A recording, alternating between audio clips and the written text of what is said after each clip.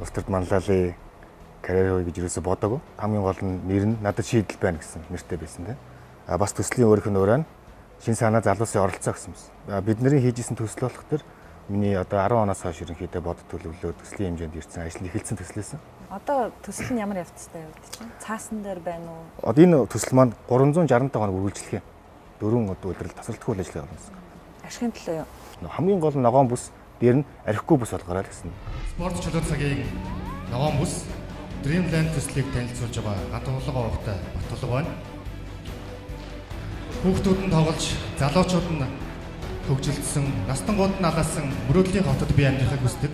Энэ хотыг байгуулахад залуу хүн миний оролцоож байна. Бид нэр Facebook дээр Extreme Sports and Adventure Tours гэдэг групптэй. Энэ дээр болох тэр хотын Extreme Sport-оор хичээлдэг бүх залуучууд орж ирдэг. Хурц жотоотой хүн байна вөхөр хурц жотоогоо байрлуулдаг.